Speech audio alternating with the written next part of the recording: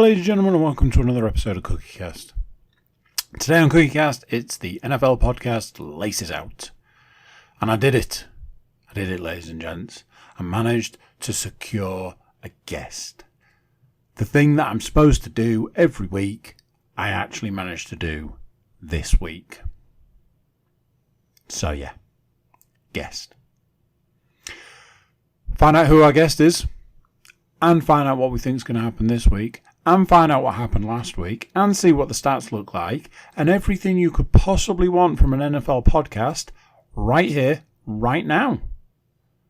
Before we start, please do consider like, share, subscribe, and comment. And, if you're feeling cheeky, spicy, generous, maybe leave us a little review. How about that? Anyway, let's get started. Here we go. This is CookieCast. Laces Out.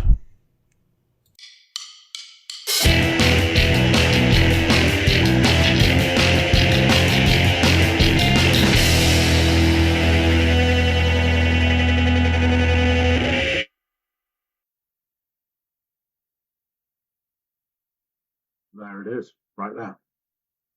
It's all the things are doing the things that they need to do. Like the guy who always says, I'll absolutely get a guess, went out into the wilds and went, there, behind that tree, a guest. And I shot it and I brought it back. And here, with my glamorous co-host, Mr. Paul Williams, is a... I only winged him. It's fine. He'll be okay. The fact that he's actually injured the week he does the podcast has just made that even better. That was how it was easier to take him down. He was injured, so I just he was already the wounded animal in the forest. Yeah, I wrestled him to the ground, and he showed less than no mercy. Hog-tied him. It was amazing how I managed to put up the fight that I did. It is, if you missed the title, it is the Laces Out podcast, where myself and my co-host Paul Williams get together to talk about sport, not even from this country, sometimes played in this country, but not from this country, and try and put our sometimes limited knowledge out there into the world. I'm talking about myself there. But, we get people to do stats for us, and we get people to join us as a guest. This week's guest is from many other podcasts that we do, Mr. Matthew Moore, bringing the San Francisco flavour, much to Paul's delight, because it's his favourite team. Well, I've seen pictures of him rubbing the badge for luck this weekend, so I saw that one as well. He looked well after. Yeah, when he says that, when he says rubbing it for luck, he actually means Andrew Luck, who had sent me there with that particular proviso. Yeah. Yes, Andrew Luck will not be the only old school quarterback to come back to haunt us this week, will he? Oh no. But anyway, that's a little bit of foreshadowing for what has been a low point for the NFL, for sporting, for... Anyway, not wanting to get too far into it just yet. I love that we're so professional on this podcast that we never let our personal feelings for anyone or any team cloud anything in this particular space. Definitely got the wrong guest for that then, because I have lots of feelings about lots of people, and I'm always willing to let them fly. Quite right too. The way it should be. Now, as a guest, we generally have to get season-long picks. So I'll hand over to my co-host who runs the book. That is not a betting term. so much as he has a book he writes things down in, and a gambling addiction. So, Paul, you need some information from Matt. Matt, you will absolutely have that information to hand. Take it away. Well, I've actually seen a picture from Mr. Muller. I can confirm that he does have the information that I'm about to ask him to hand. So obviously, as we've done in previous seasons, we've asked any guests that come on to give us their regular season league MVP pick for the year, their Super Bowl matchup pick, their Super Bowl winner pick, and their Super Bowl MVP pick. I'll just give you if you've not listened to the earlier episodes, Matt, I'll just give you the ones that myself, Andy, and our first guest of the season, Stu, had gone for already. Not that would sway you in any way, but we'll see if we get any duplication, as it were. So when it comes to the regular season MVP, so far we've had 3 different selections. I've gone with CJ Stroud. Andy's gone with Josh Allen. Stu has gone with Patrick Mahomes. I don't know if you're aware of him. He's some upstart quarterback who's fairly decent in. He's in Missouri. He's in his rookie year. He's never really sort of made. Yeah, never done it before. No, the jury's out. He's got to prove. He's got to prove it. But yeah, so I think of the 3 there. Obviously, Stu is the rank outsider with his Patrick Mahomes selection. So, do we have any duplications there for the regular season league MVP from yourself?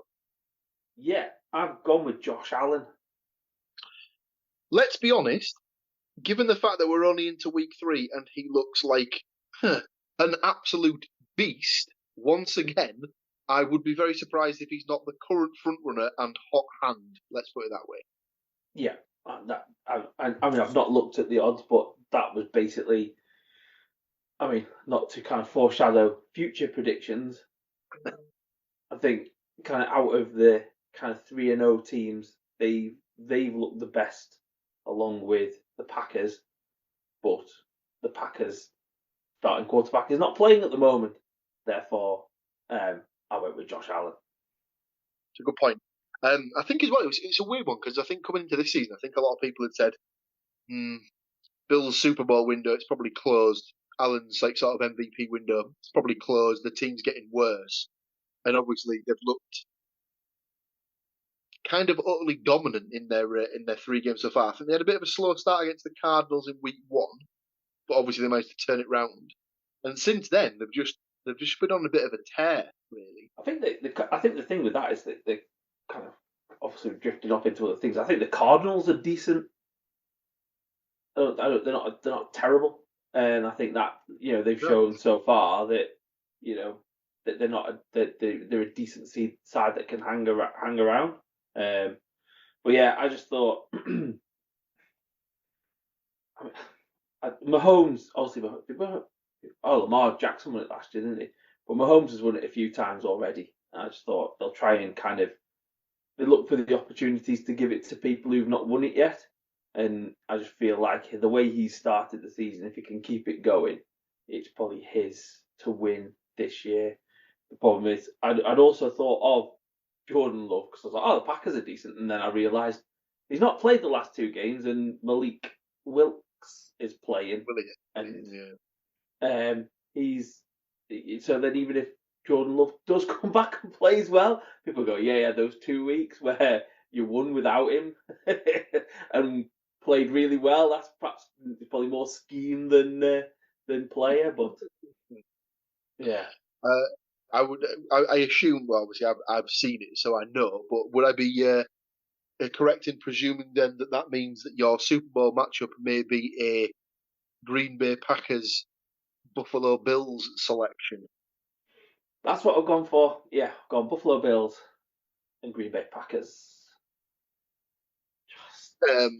Just for a bit of a change, throw something out there. I was about to say I would snatch your hand off for that Super Bowl, just purely for a change of pace, change of scenery, change of colours, just something different.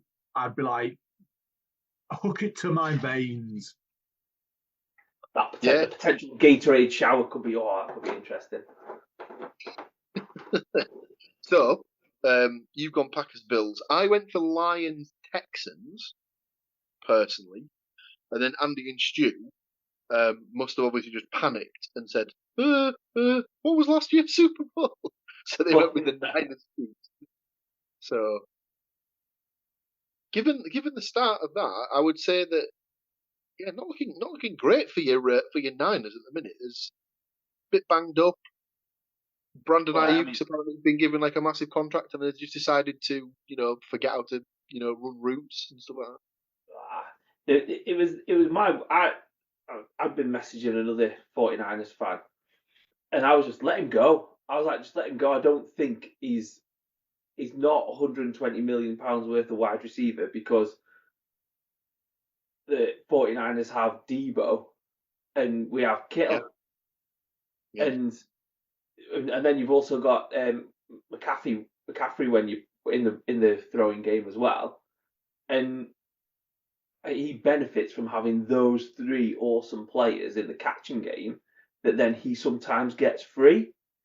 I mean, when he was first drafted, he spent the season like in the bad books with Shanahan because he didn't have the right attitude, and we seem to have been given 120 million and then gone straight back to that sucky attitude. And you're like,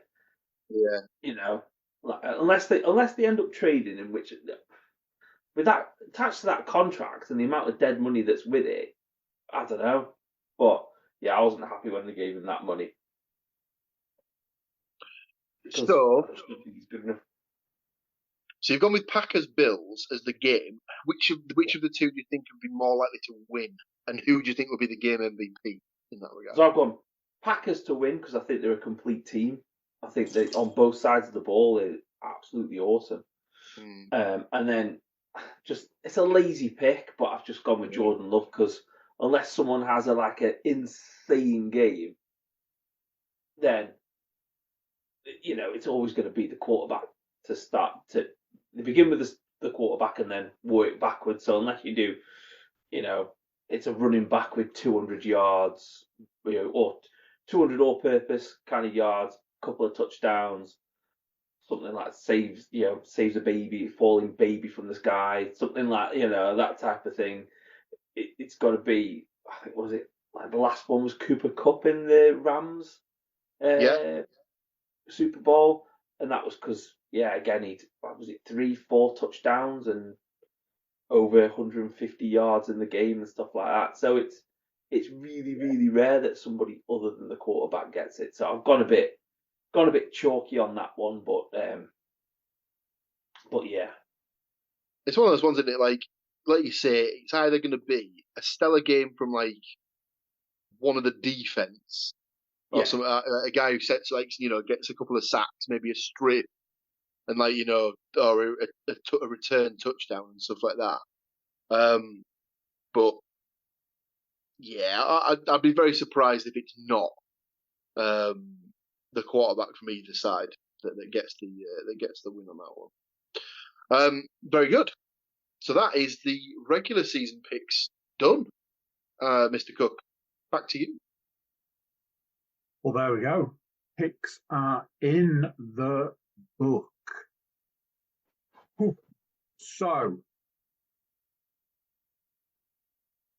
what do you want to do? Do you want to look at some stats for the week, or do you want to look at how the week panned out from a predictions perspective? Well, as is always the case, I am not feeling super confident about certain elements of our picks from last week.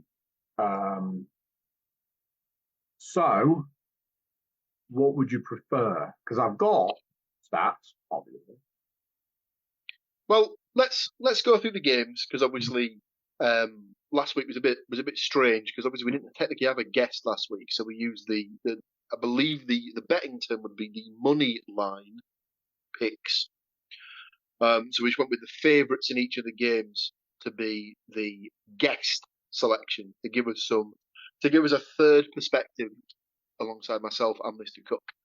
So 16 points up for grabs, with 8 of 16 selections correct, finishing in 3rd place. It's the tipsters themselves over at William Hill. So 50-50 on the old money line. They only got 8 of the selections correct. So it's, do I give the teams they got right or the teams they got wrong? It's exactly the same.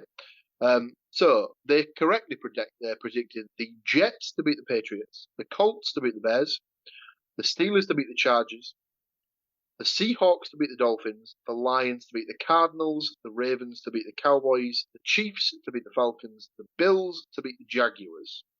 And the teams they got wrong, they didn't have the Commanders to beat the Bengals.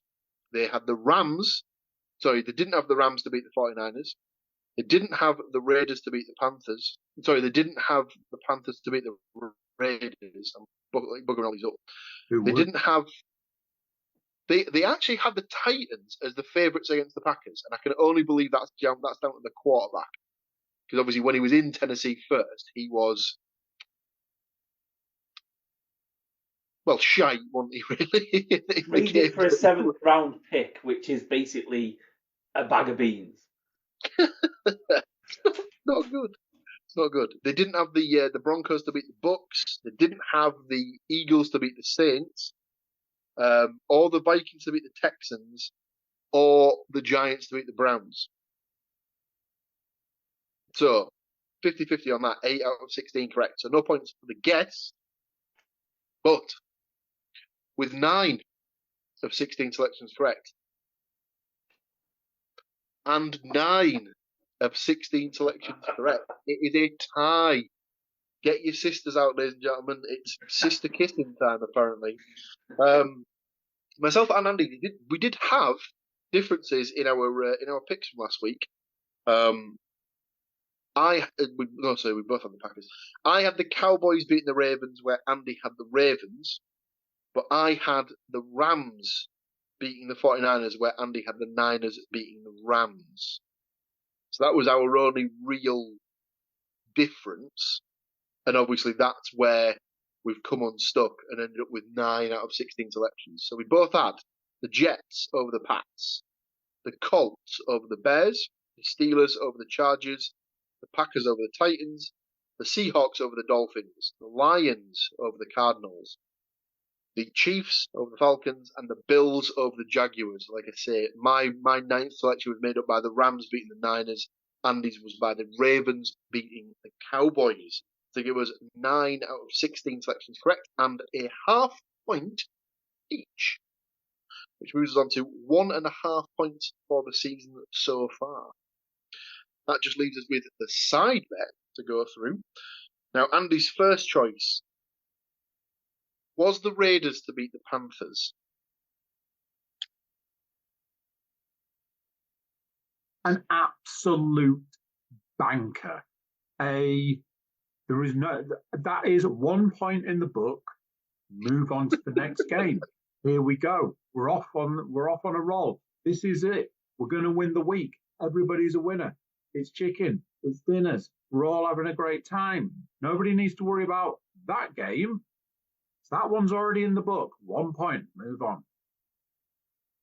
What Andy hadn't factored in was the return of the Red Rifle. Andrew Dalton, under centre for the Panthers. Oh boy, sadly, gets the win for Carolina. No points, Mr. Cook, on that one. He did claw it back, however, by selecting the Bills, the Chiefs, and the Packers. So 3 points for Mr. Cook, moving him on to 8 from a possible 12 this season. My selections also did not start very well, as I had the Buccaneers to beat the Broncos. Oh dear. I also had the Browns to beat the Giants. Oh dear. I clawed it back at the end with the Seahawks beating the Dolphins and the Jets beating the Patriots. So I only got 2 points for the week, moving me to 7.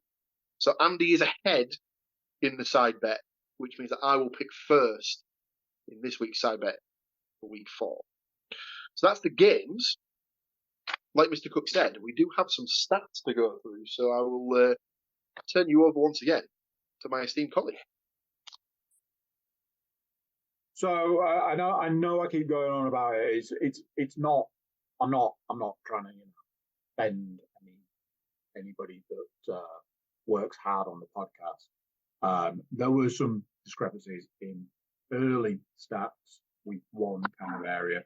The Stats Mistress has corrected her stat gathering abilities and has gone back to tried and true methods. What that means is that pretty much, I imagine, for the next many weeks, we will be thanking Nate Davis of USA Today.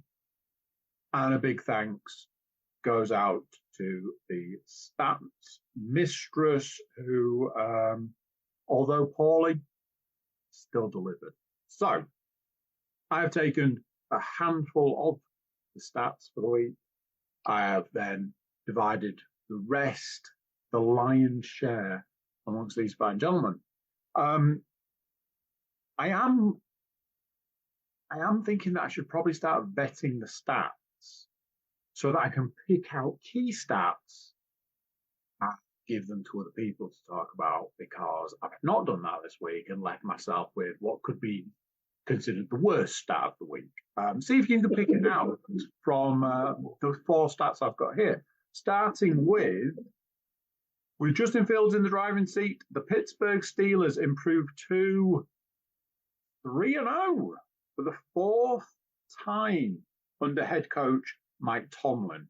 The Steelers made the playoffs following Tomlin's other 3-0 starts, including a berth in the Super Bowl 45 to cap the 2010 season.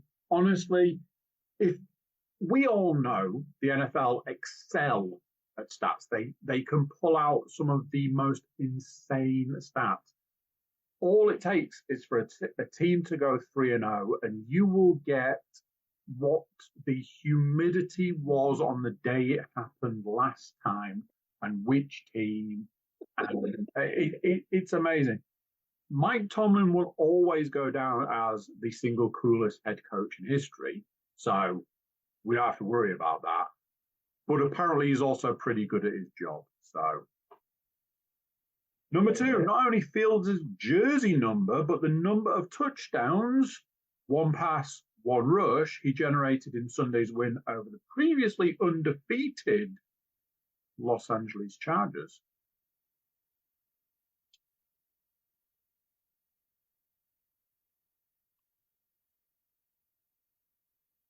Number three. After looking like the worst team in the league through the first 2 weeks, the Carolina Panthers are back in the NFC South race after newly promoted quarterback Andy Dalton, 319 yards, 3 touchdowns passing, had one of the best games of his 14-year career to beat the Raiders in Sin City. Yeah, can nobody get it done in Cincinnati there. Number 4, entrance Sunday, Denver was the other team, aside from the Carolina and Pittsburgh, with just one visit to the end zone.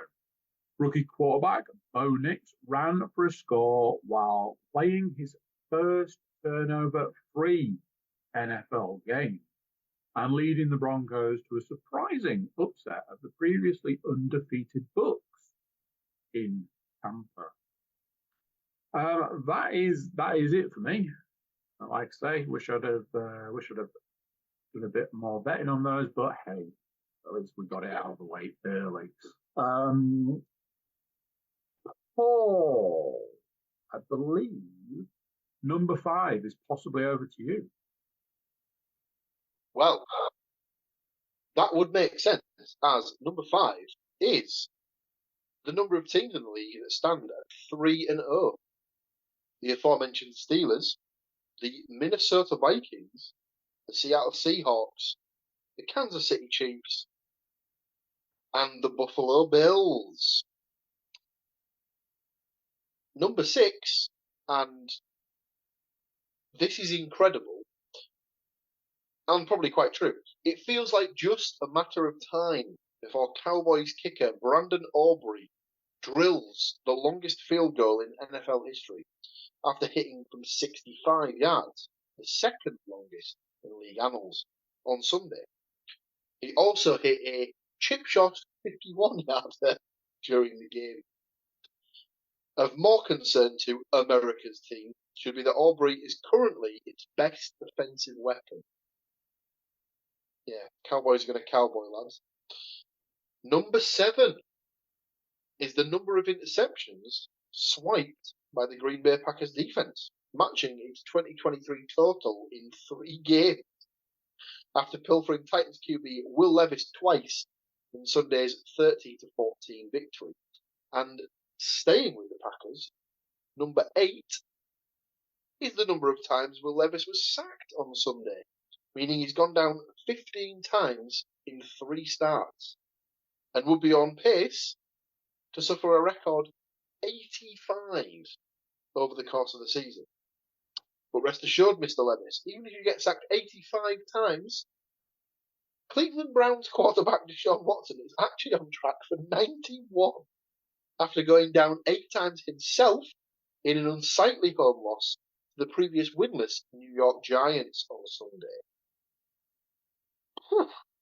And my final stat, in a meeting of 2-0 squads, the Vikings thoroughly embarrassed the Houston Texans 34-7, with quarterback Sam Darnold matching his career high with 4 touchdown passes. I'll pass over to you, Mr. Moore, to finish us off. Yeah, more stats from that Vikings game. The Vikes collected 5 sacks on Sunday, becoming the first club in the last 23 seasons to have at least that many in each of its first 3 games. What kind of career might running back Saquon Barkley have enjoyed had he not toiled for the Giants for 6 years? I shouldn't laugh there. His 351 rushing yards in 3 games, 3 games into his Philadelphia Eagles tenure, are 34 better than his best 3-game start for Big Blue. His 4 touchdowns, 2 more occurring in Sunday's defeat of the previously unbeaten Saints, double the total of his best 3-game start in New York. After scoring 91 points in their first 2 games, the Saints posted just 12 on Sunday, and after not allowing a rush longer than 8 yards in their first 2 games, the Saints were burned for 3 of at least 20 yards by Philadelphia, including a 65-yard touchdown gallop for Barkley. Offensive Rookie of the Year votes, predictably. Arizona Cardinals wide receiver Marvin Harrison Jr. and Giants wide receiver Malik Neighbors are early standouts and seem front runners for the award. But Jags wide receiver Brian Thomas Jr. and Raiders tight end Brock Bowers have also lived up to their advanced billing to date. Harrison and Neighbors already have 3 touchdown receptions apiece. Sunday, Neighbors became the youngest wideout, 21 years and 56 days, in league history to haul in a pair of scoring catches in 1 game. Very premature MVP vote goes to, this one's ridiculous, Vikings Darnold, with a 3-0 record and 8 touchdown passes while shaking off a knee injury on Sunday.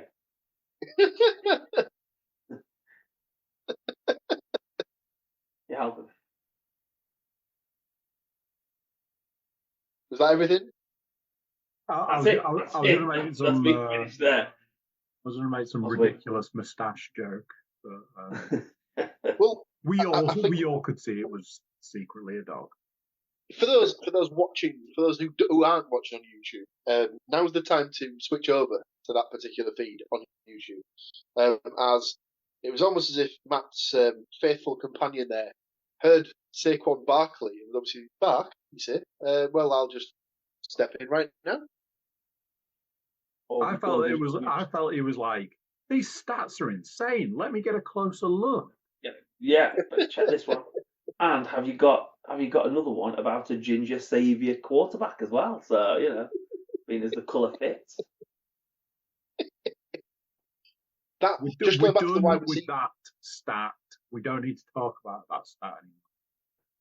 Just going back to the wide receiver thing, what makes it even more ridiculous about the Marvin Harrison Jr. one is that in the first week, did he have one catch for like 4 yards or something like that?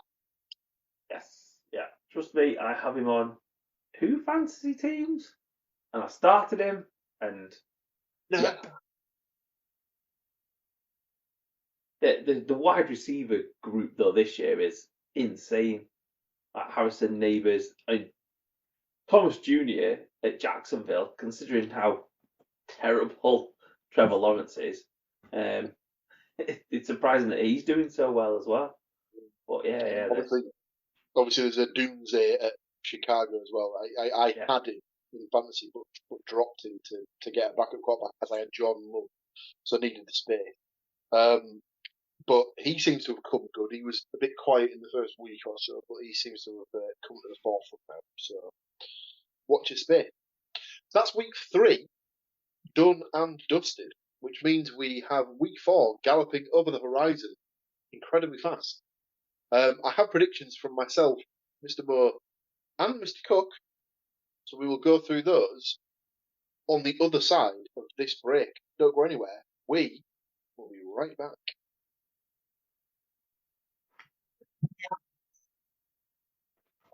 So, week 4, as we said, is on the horizon. The picks are in, and we start with the Thursday night football, which sees the 1 and 2 Dallas Cowboys traveling to New York to take on the 1 and 2 New York Football Giants.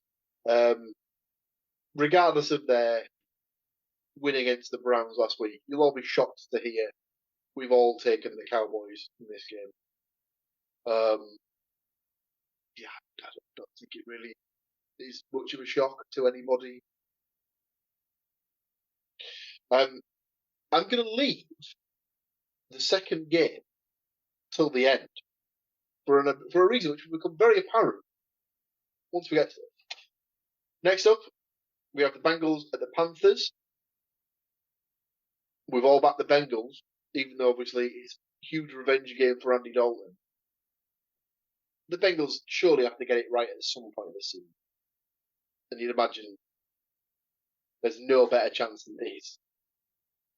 I think there was something a while back about each of the last few seasons they've had a slow, like 3 weeks at the start of the season and then come good kind of thing. They don't really play that much in the pre-season. So, fingers crossed. Next up, we've all taken the Los Angeles Rams to travel to Chicago and get the business done against the Bears. Next up, we have a divisional matchup, which, strangely enough, we've all backed the Vikings to go on the road and get the win in Green Bay. Now, I can only presume that is based on the fact that Jordan Love is doubtful to play in this one. I'm assuming if Jordan Love was playing and the Packers were at full strength, this one might be more of a 50-50 toss-up. Yeah. I think if Green Bay have got any sense, they'll give him an extra week to recover because that Vikings D is nasty. That's the last thing you want to do. All right, yeah. Yeah, that was injured, but, that was my reasoning. I was like, Packers not at full strength. The Vikings are just sneaky good at the moment. It kind of writes itself, doesn't it? I think the only thing that would give me a little bit of sort of question marks at this point is Sam Darnold questionable for this potentially because he had a ankle injury, didn't he? I think so. It was either his ankle or his knee. Yeah, he took a knock back end of the game. Yeah, and I think he went for a scan on Monday, and the scan came back as nothing too severe. So I think he's more likely that he will play, but that there was a question mark over whether he's going to be 100% for this one. We'll come back to it if we find stuff. So next up, we've got the Jaguars and the Texans. We've all gone for the Texans and expect the Jaguars to continue their losing streak. Same again, we've all gone for the Steelers to beat the Colts in Indianapolis. We've all gone for the Jets to get the business done at home against the Broncos.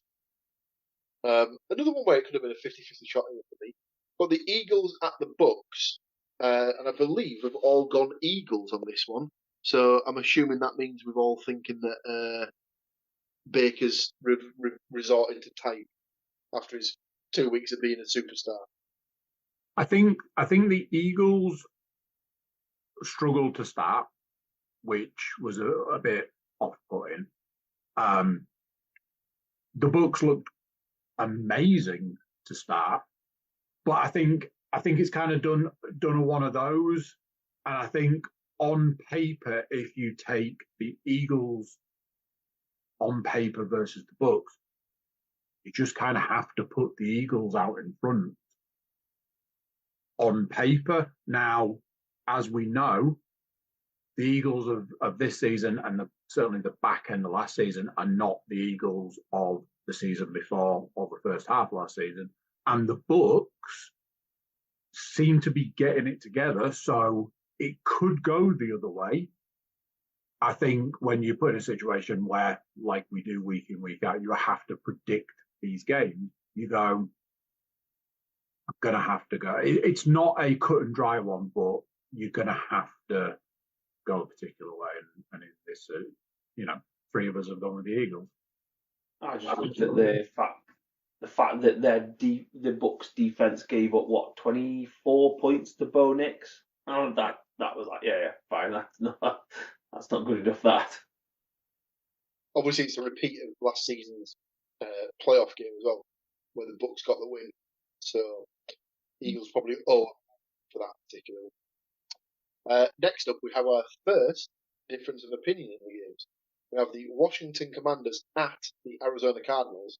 Andy liked what he saw from Jaden Daniels on the Monday Night Football and has gone for the Commanders in this one, whereas myself and Matt liked what we saw from Kyler Murray and his boys a little bit better, and we backed the Cardinals. I would assume, is this a little bit of fantasy team wishful thinking, more so than anything else, and you're hoping for a big day from Marvin Harrison Jr.? I just don't think the Commanders are very good. I know they beat Cincinnati the other day. I just don't think they're very good. I think they just caught lightning in a bottle, or a Cincy team that have not practiced very much together. Obviously, they had Burrow's not trained because of his weird wrist thing. Chase was holding out for his contract.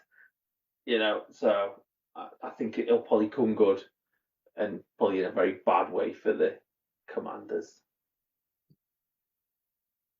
Andy, you obviously disagree.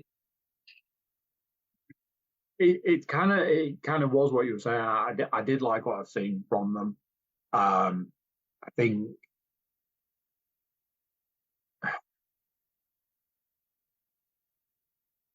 I have a weird feeling about the Cardinals.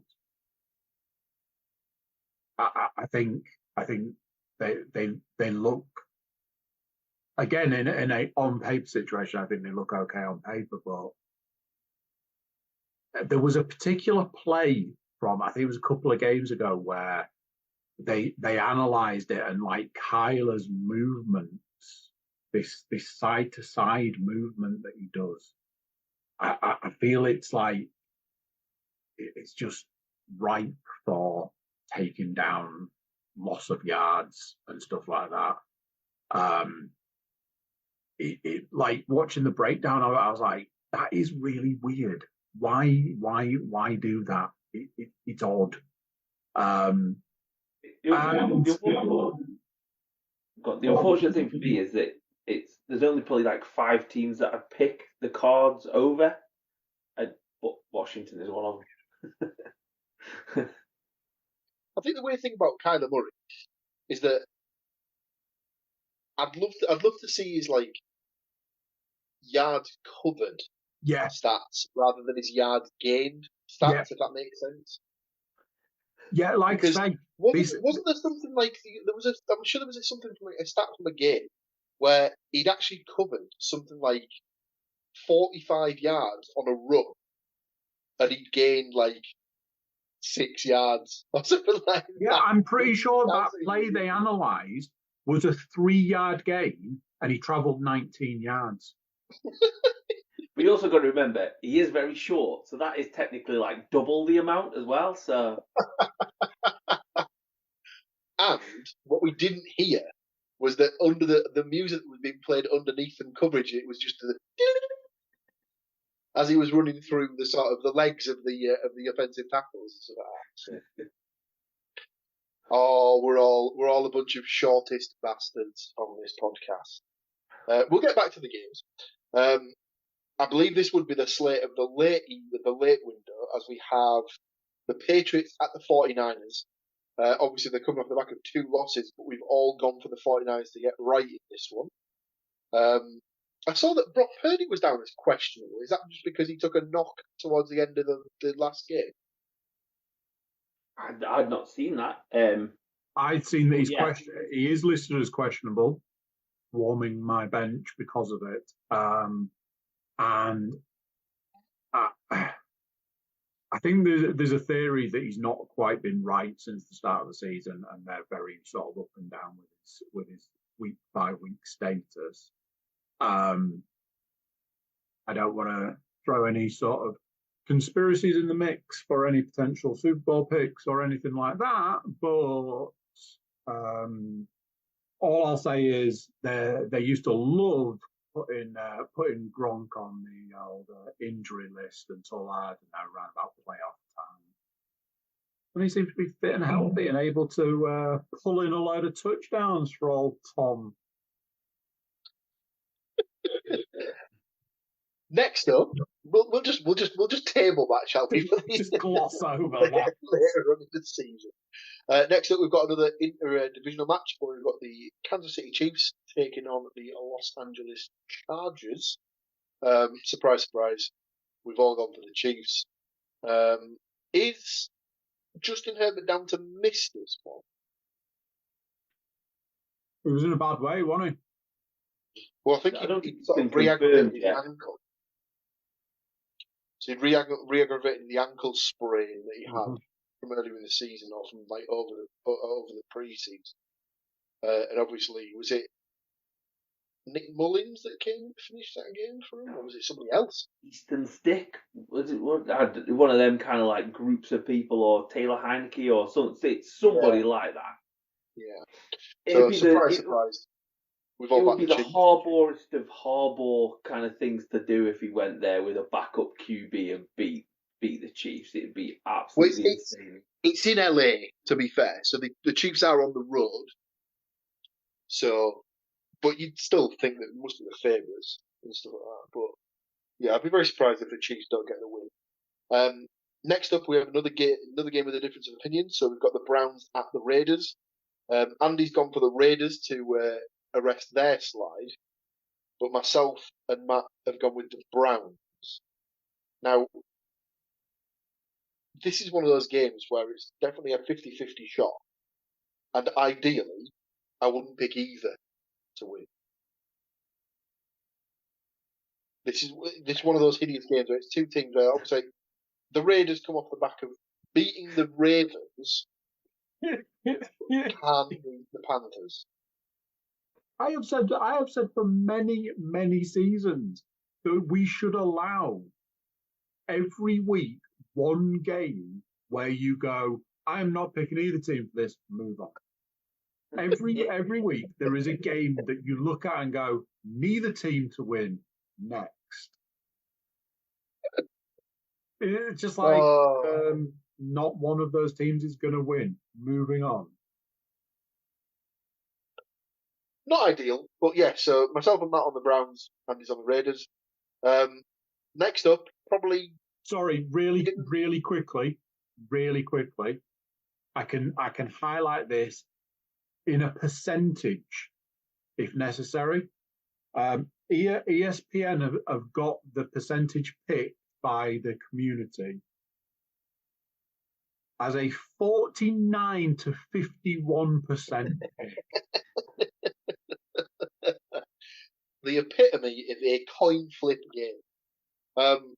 Next up, is arguably game of the week on the Sunday Night Football, where we see the Bills at the Ravens. And I can only presume that given the up and down start that the Ravens have had and the stellar start that the Bills have had, that has kind of made our decision for us, as we've all gone for the Bills on that one. And then we've got another situation where we've got 2 Monday night games, which seems odd. Because I thought they only did that in week 1 of the season, but they now seem to have done it in back-to-back weeks. Yeah. So I don't know if there's... It can't possibly be anything to do with... Absolutely nothing to do with that. What was the dollar the bill? The old Yankee dollar. It's definitely nothing to do with the old Yankee dollar. No, the NFL is definitely not persuaded by money at all. The first of the Monday night fixtures sees the moribund Tennessee Titans travelling to Miami to take on the rudderless Miami Dolphins. Now, we have all picked the Dolphins, but file this under the Browns-Raiders game. I didn't want to pick either of these two teams. But the Titans are that bad that I didn't think it was possible that you could take a player that was arguably you could tell that his time at a team had come to an end, and him leaving would have this much of an effect on them. But them losing Derrick Henry means that they have no running game whatsoever. And they've got Tony Pollard and Ty J. Spears, who in theory should be 2 half-decent running backs. It's what the Titans have done in the past past year, 6 months, has been absolutely insane. Getting rid of Vrabel was mental because he's the best, one of the best coaches in the league. Yeah. And then it's just like, all right, yeah, we're gonna, like I said, let Derrick Henry go. They traded away some players and then spent some big money on some terrible wide receivers as well, if memory serves me right. And then they've gone, all right, you know who we're going to go with? Will Levis is our QB, and he stinks. So, yeah, good luck, Titans. You're back to sucking. Obviously, apologies to Will Levis's family, who I understand have tuned in from Tennessee to. He puts mayo. He puts mayo in his coffee. He deserves everything he gets. Yeah. That is weird, because that was the thing in the office, wasn't it? He did the advert where he'd released a scent that was mayonnaise based and stuff like that. It's gross. Strange boy. And we finish the week with the actual Monday night fixture in the regular Monday night slot. Another tasty one where we have the Seattle Seahawks at the Detroit Lions. Now, I can only presume that Andy has made this pick with his heart and not with his head. Go on. Yes, for 50%. For 50% of this, there are a couple of reasons that I've gone the way I've gone with this one. One, Seahawks are on the 3-0 list. True. They didn't get there by accident, so that needs to be factored in. Admittedly, the Lions are 2-1, so they're not far behind. I think anybody who's a Seahawks fan or anybody who's followed the Seahawks in the past has kind of been waiting for them to get back to the team they were not too many years ago. And there feels like there's a little bit of a spark in Seattle at the moment. That kind of, is this it? Is it happening now? Is this what's happening? And I have been, banging the gong for several seasons now for the Lions. I love this version of the Lions. I think this version of the Lions could be one of the two teams at the end dance. But those factors, this was a game that I didn't want to have to pick because I looked at it and went, and in the end, it wasn't quite a coin flip. It was, I think I'm going to go with it. I think I'm going to say Seahawks to win. DK Metcalf looks back to his best as well after a couple of really not great seasons. He had look, there was a touchdown on Sunday, and it was just.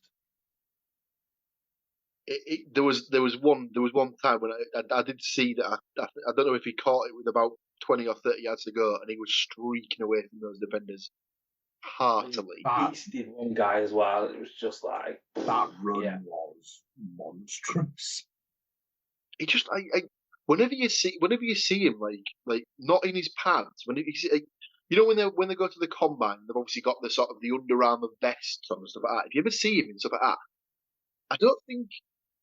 Obviously, the pads don't really do justice to how like much of a specimen that guy is. He is just absolutely chiseled to absolute balls. Obviously, because was it Metcalf that they said like he had a shot at being on the US Olympic team? So he tried out for the Olympics.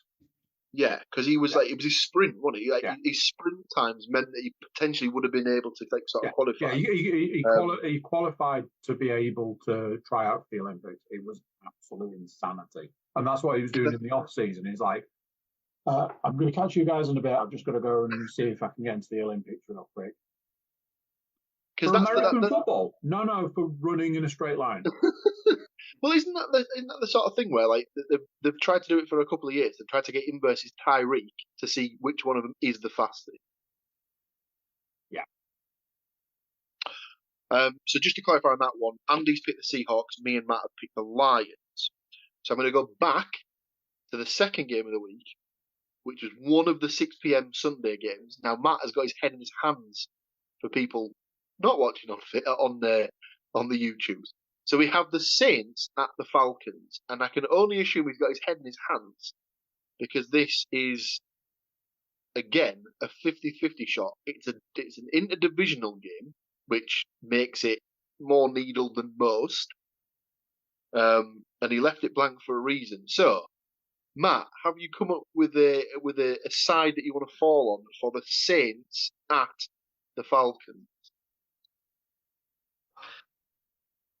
I hate both of these quarterbacks. just like dog shit quarterbacks are us, isn't it? And it's just like, which one of them's going to chuck it to the other team to break your heart? I'll go with the Saints, but I hate it. I absolutely just detest it. So, you're very much in my camp there. I don't hate Derek Carr as much as you do, but I am very much on the Kirk Cousins has been stealing a living in the NFL for the last couple of years bandwagon.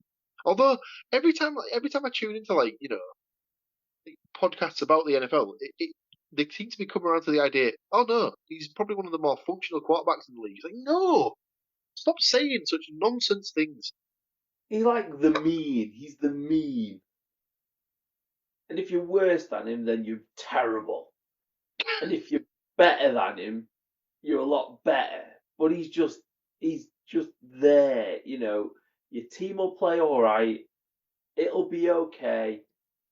He'll sling it to the opposition's safety right at the end of the game to break your heart and cost you money or, you know, a fantasy kind of chip or something like that. He sucks. But yeah, so does Derek Carr. So I think I often look at his how he spends his time when he's not on the field, and as far as I'm concerned, that will always put him firmly in the bad books as far as I'm concerned. So yeah, it's a no-brainer on that one. It's like, have your opinions, but don't put them all over the place, especially when they're quite polarizing. Yeah, not ideal. So, just to clarify the admin on that one. So, Matt's picked the Saints. Andy has also picked the Saints. And even though I've just been waxing lyrical about how much I despise the man, I have picked the Falcons to get the win in this one. And it'll probably inevitably be due to a fourth quarter Kirk Cousins come from behind win. He'll drag them through, but that division, Saints, Falcons, Bucks, Panthers. Oh, can we not do? Is it not weird that we can arrange a trade where we can just trade like one of the decent teams from like the NFC West and put them in this division to make it competitive? They should. I mean, in all seriousness, what they should do is because there's been seasons. I'm sure there's been a season where someone from that division has not finished over 500 and gone into the playoffs, and then got absolutely spanked on the wild card weekend. Just if you can't make it over 500, then you don't deserve to be in the playoffs. There will have been teams that year that had gone over 500 and probably considerably over 500 and missed the playoffs because of some dog shit Atlanta, Titans. Not the Panthers, never the Panthers, or Saints. You know, it'll just be that. Is it? I can't. Is it the Colts? No. I've put somebody in there that's not meant to be in that division there, haven't I? Oh, Saints, Falcons, Bucks, Panthers. Oh, God, that's a sucky kind of thing. And then whatever division the Colts are in is not particularly great either, is it? Yeah, that's not great. Titans, Colts, Jags.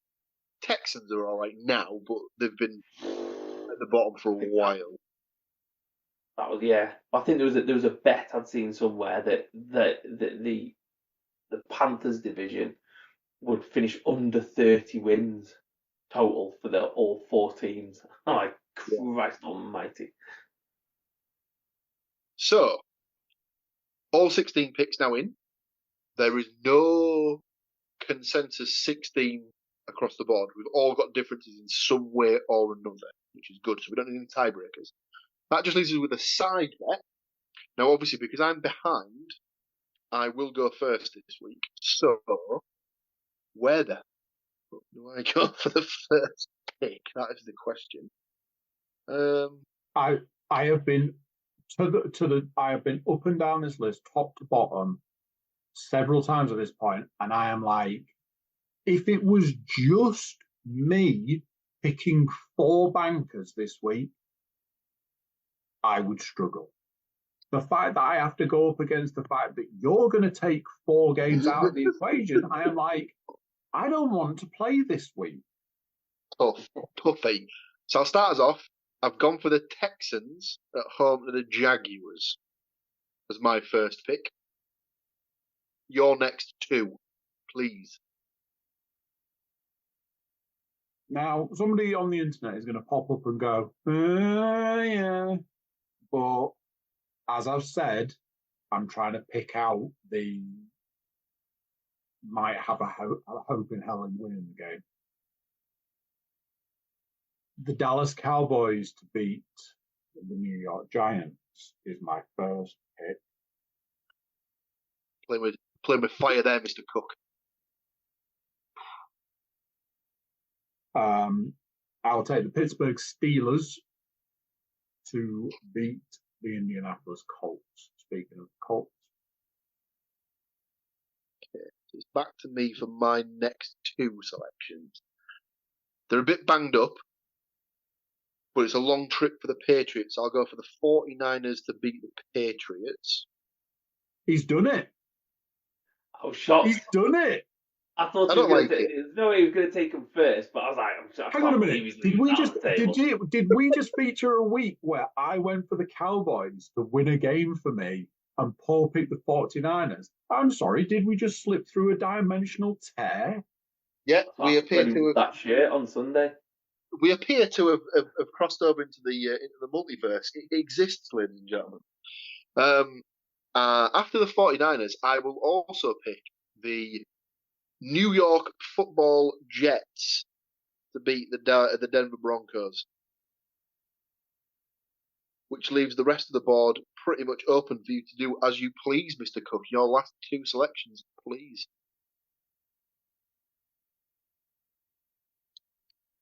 It's just a fucking crapshoot.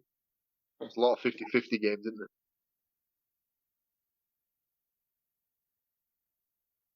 I'll say the Los Angeles Rams to beat the Chicago Bears. Yeah.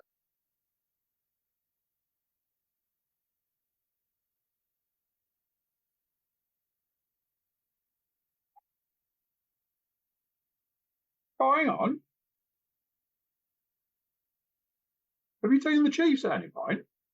No. Then I'll take the Chiefs to beat the Chargers. Okay. Which leaves me with the arduous task of filtering through all these games to see which one's the more likely. I mean, I said that I thought this one was going to be your last pick. So I'm going to have to back it myself. I'm going to have to go. I know they're 0-3, but I'm going to have to go for the Bengals to beat the Panthers. Surely this has to be the week where they get it right. So I looked at that game so many times, and it comes down to 0-3 versus whatever the fuck happened last week. And I just couldn't do it in the end. I was like, I can't risk a point on that. Yeah. So, just to clarify, Andy's 4 teams. He has the Cowboys at New York to take on the Giants, the Steelers at Indianapolis to take on the Colts, the Rams at Chicago to take on the Bears, and the Chiefs at Los Angeles to take on the Chargers. So he's got 4 road teams there. I have the Texans at home to the Jags, the Niners at home to the Pats, the Jets at home to the Broncos, and the Bengals on the road in Carolina. So I've got 3 home teams and a road team. Andy has got 4 road teams. Matt, if you were having to put your money on either the teams that Andy's picked or the teams that I've picked, which one would you have to be going for there? I mean, it's not. I'd go with yours. Is that literally because he's picked the Cowboys? No, I mean partly, but that's because you picked the 49ers. He was like, "Well, this guy definitely knows what he's doing." No, I think your 4 is your 4 would probably be the 4 that I would have picked. Is ever so slightly better, regardless. Yeah. Like I think they would have been the 4 that I would have picked. Yeah. If someone said pick 4 games for the week, but yeah, it's this year's been mental. Like I can't get a read of the league at all. Like fantasy wise, cheeky little bet on a Sunday wise, like even picking the spreads, I'm just like, no, this is stupid. So I mean, I've not, because you kind of think I go right. Oh, I watch the first couple of weeks and you get a kind of idea for it, and I have not put a bet on yet this year, and normally I've wasted a couple of quid by now, but I won't bet this week either because I'm like I still have no clue where it all fits in. So hopefully we'll get a little bit more clarity this weekend, but I doubt it. I don't blame you. There we have it, gents. Well, yeah, exactly. There we have it. That brings us to the end. I'll let you tie up any loose ends, Mr. Cook. Yes, that is the end of the podcast. Thank you very much to our guest this week, Mr. Matthew Moore, bringing us picks, season long, this week's picks, and everything in between. Thank you to my co-host for joining me, bring you lovely people information about sport that isn't even from this country.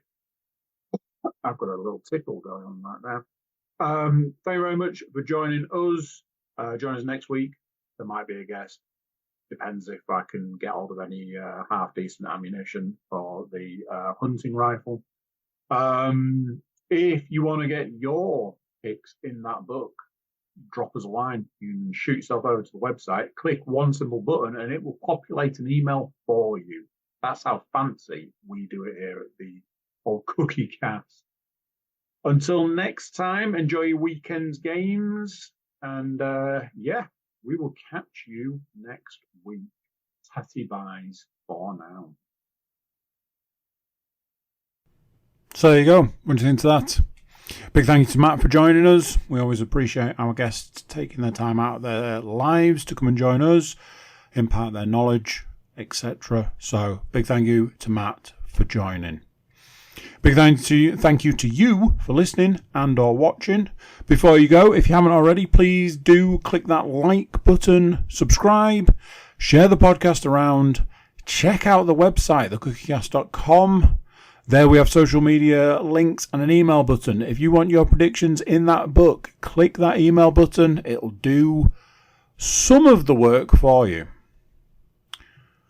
That is it for this one. Until next time, I'm going to say bye, and I'll see you then. Thanks for listening to this episode of Cookie Cast.